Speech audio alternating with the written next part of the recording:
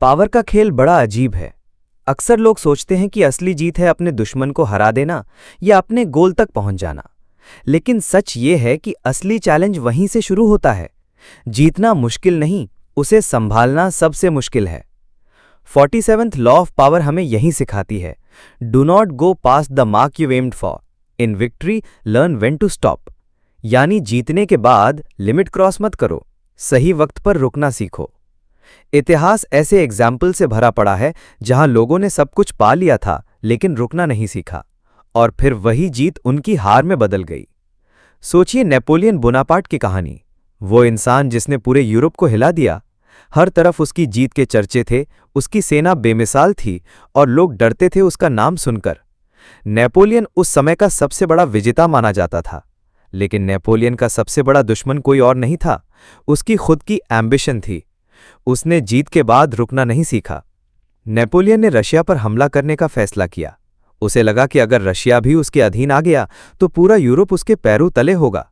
लेकिन वही उसकी सबसे बड़ी गलती थी।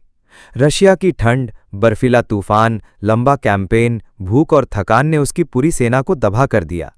वो सेना जो कभी अजय मानी जाती थी, धीरे धीरे टूटने लगी और एक समय ऐसा आया कि नेपोलियन को पीछे हटना पड़ा।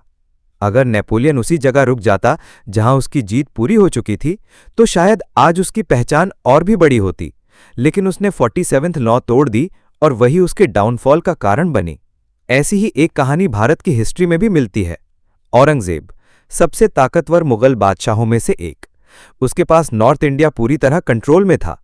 अगर वो वहीं रुक जाता, अपने साम्राज्य को मजबूत करता, तो शायद आज उसका नाम एक महान शासक के रूप में लिया जाता। लेकिन उसकी एम्बिशन और लालच ने उसे रुकने नहीं दिया। उसने साउथ इंडिया को जीतने का सपना देखा और इसके लिए 40 साल तक लगातार युद्ध किए। लेकिन ये लंबे युद्ध उसके अंपायर को धीरे धीरे खोखला कर गए।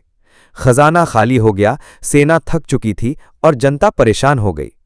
औरंगजेब की वही महत्वाकांक्षा जो उसे और ताकतवर बना सकती थी, उसकी सबसे बड़ी कमजोरी बन गई और यहीं से मुगल साम्राज्य का पतन शुरू हुआ। इतिहास हमें बार बार यही सिखाता है कि जीत के बाद सबसे बड़ा हथियार है पेशेंस और कंट्रोल। जो लोग ये नहीं सीखते, उनकी जीत बहुत जल्दी उनके हाथ से फिसल जाती है। लेकिन ये बात सिर्फ राजाओं और साम्राज्यों पर ही लागू नहीं होती। हमारी रोजमर्रा की जिंदगी में भी यही नियम चलता है। सोचो, तुम किसी पार्टी में गए, तुमने एक जोक सुनाया और सब हंस पड़े। उस पल तुमने जीत ली। लेकिन अगर तुम लगातार जोक्स मारते रहो तो वही लोग धीरे धीरे बोर होने लगेंगे। या फिर सोचो किसी मीटिंग का माहौल, तुमने अपनी बात रखी, लोग मान गए, सब इंप्रेस हो गए। लेकिन अगर तुम लगातार बोलते रहे, बार बार ये साबित करने लगे कि तुम ही सही हो, तो लोग इरिटेट हो जाएंगे। तुम्हारा इंपैक्ट धीरे धीरे खत्म हो जाएगा। पावर सिर्फ जोर से बोलने में नहीं होती, पावर है सही समय पर चुप रहने में। सही वक्त पर रुकना, वही असली ताकत है। आज के बिजनेस वर्ल्ड में भी ये लॉ उतनी ही सच है। कभी नोकिया और ब्लैकबेरी दुनिया के सबसे बड़े मोबाइल ब्रांड्स थे, लेकिन उन्होंने रुकना और बदलना दोनों नहीं सीखा। वो अपनी जीत के नशे में सोते रहे। रिजल्ट ये हुआ कि उनकी जीत धीरे धीरे उनकी हार में बदल गई। दूसरी तरफ एप्पल और अमेज़न जैसी कंपनियां हैं। वो जानती हैं कब आगे बढ़ना है और कब पॉज करना है। वो ऑब्जर्व करती हैं, सही समय का इंतजार करती हैं और फिर मूव करती हैं। इसी वजह से वो लंबे समय तक टिक पाईं। जीवन में भी यही लॉ बार बार सामने आती है। रिलेशनशिप में अगर आप हर वक्त डोमिनेट करने लगोगे, हर बात अपनी जीत बनाना चाहोगे, तो रिश्ता धीरे धीरे टूटने लगेगा। करियर में अगर आप हर अचीवमेंट के बाद भी ठहरना न सीखो, तो एक दिन ओवरवर्क और स्ट्रेस आपको तोड़ देगा। असली जीत इस बात में है कि आप कब रुकना जानते हो, क्योंकि कभी कभी आगे बढ़ना लालच होता है, समझदारी नहीं। तो दोस्तों, 47th लॉ हमें यही सिखाती है, जीत के बाद रुकना सीखो, अपनी लिमिट पहचानो। हर लड़ाई जीतना जरूरी नहीं है, हर मौके पर आगे बढ़ना स्मार्ट मूव नहीं है। असली स्मार्टनेस है ये समझना कि किस जगह पर रुकना है, कब चुप रहना है और कब अपनी जीत को वहीं छोड़ देना है।